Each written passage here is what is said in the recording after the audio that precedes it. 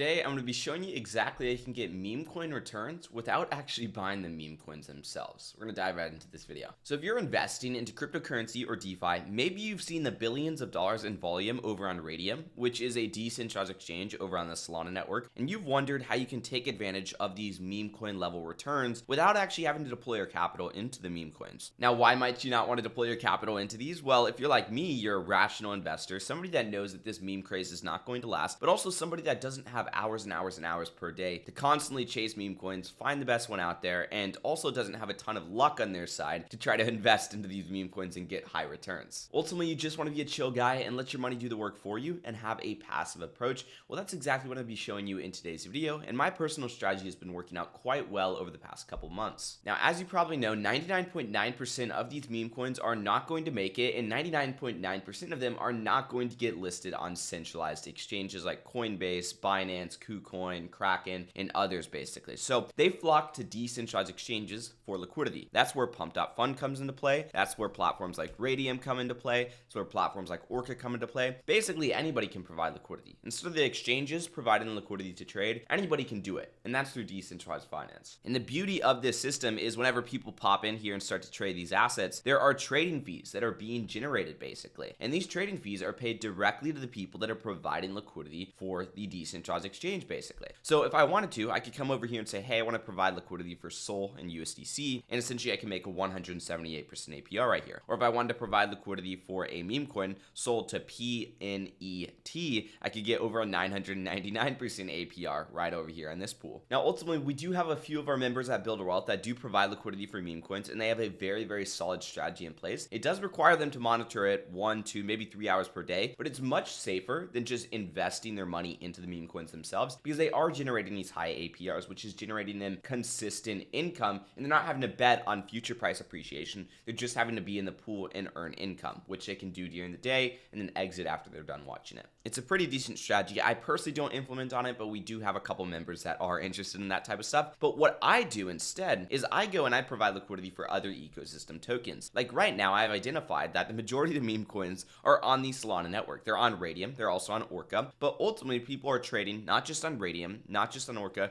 they're trading through aggregators called Jupiter. And Jupiter will essentially go and analyze different trade routes to make sure that people are getting the best route of their trade, make sure they're getting the best possible return. So if I wanted to trade, like let's just say 100 Sol for USDC, and I go ahead and plop that in right over here, it's going to go ahead and say we are going to trade 100 Sol, or 70% of that, to USDC through Lfinity, and then we're going to trade that USDT to USDC through stable swap basically. So essentially it's analyzing the best route for your trade. And then ultimately those trades go through Orca, Radium, and other decentralized exchanges. So I am personally providing liquidity over here on Orca. I have two liquidity pools right here. There's smaller amounts of capital. It's about a $12,000 allocation, which I will say is about 16% of my portfolio or so that I have strictly allocated to decentralized finance. It's much lower than 10% of my overall crypto portfolio. And these pools are generating me a consistent 115% APR. Not only that, I have roughly $260 of unclaimed earnings right here, but I have claimed roughly $860 of earnings so far from these two pools. Now I've also made $884 from the prices going up. So off of my $10,819 deposit, I am up 18.5%, and I'm consistently generating $37 per day off of this smaller allocation. Now, why don't I just throw 50 grand in here? Well, number one was Sol to USDC. As the price of Sol moves up, you're being shifted into USDC. So if we were to dive into this position, Sol USDC, you'll notice that my initial assets was 51% Sol and 49% USDC. I now have 25% Sol and 75% USDC, right? I'm being shifted into USDC because people are buying my Sol and they're giving me the USDC essentially. So doing something like Sol USDC isn't always going to be the best opportunity to scale into, but when you're generating consistent 115% APR on it, it's pretty good for the risk that you're taking on. So that's the reason why this is a smaller allocation in the portfolio. I have plenty of exposure to Sol. For example, over on MarginFi, I have $14,000 of stake Sol, and then I also have another $3,000 of just normal Sol over there. So that's 17 grand right there. Over on Camino Finance, I have roughly $14,000 of JLP, which is about 50% Sol token, and I'm actually leveraging up on this, which gives me about 75% exposure to Sol tokens. So let's just call it about 10,000 bucks of Sol over here. And this one's actually at a $3,500 profit so far. But basically I got 25 grand of Sol, and I also got a little bit over here in the liquidity pool. I'm fine taking on exposure to Sol, USDC, and slowly selling that SOL as it goes up, because ultimately this is meant to generate me income. And I could take that income and I could go and throw it into positions that are higher risk, like BSOL Pyth, or I could go and put it back on the Ethereum network, or I could buy up dips whenever there are dips in the market. Basically, there's so many different things that I could do with this income. And if you guys do want me to make a video on what I actually do with my income,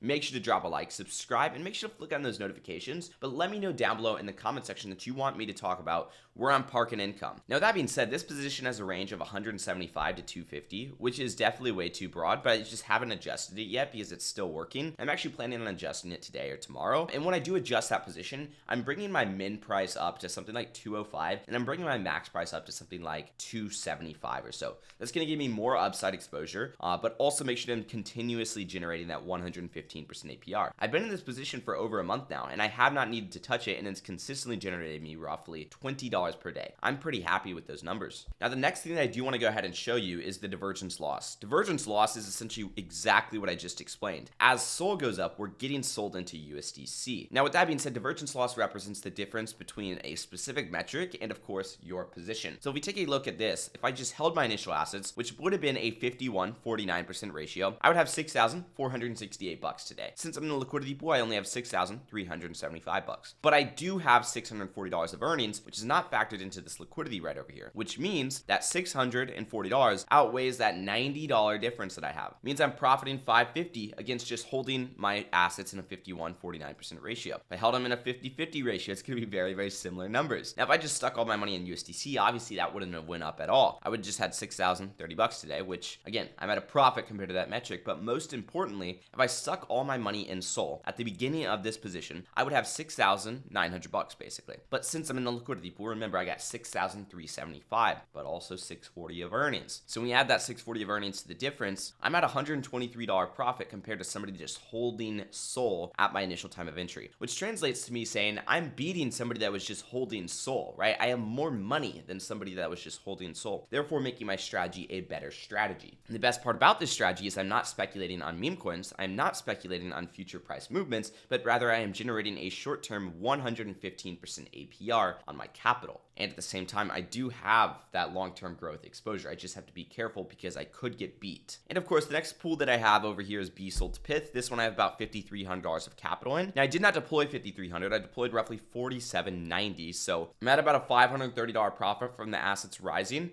I also have about $482 in income generated so far, and this one's consistently generating about $16 per day. And I started with about 44% BSOL. I got about 39% BSOL, so I lost a little bit of exposure to the BSOL just from BSOL doing a little bit better than Pyth. And BSOL is a staked derivative of SOL, but once again, this is only a couple $100,000 of TVL. Now, when we look at divergence loss, once again, we're green on every single metric. I'm beating if I held BSOL, I'm beating if I held Pyth, I'm beating if I held 50-50, and I'm beating if I held my initial assets, which I'm completely happy for. So my strategy in DeFi or on Orca or any other platform, because you can do this on any decentralized exchange over on Solana, is to provide liquidity for tokens over on the Solana network, because these tokens have super high APRs right now, considering the fact that meme coins are over on the Solana network. Hey guys, if we want to trade our USD for some type of meme coin, we have to go through Solana first. We have to buy Solana. And the reason why is because all those meme coins are paired with SOL. They are not paired with stablecoins. They are paired with SOL.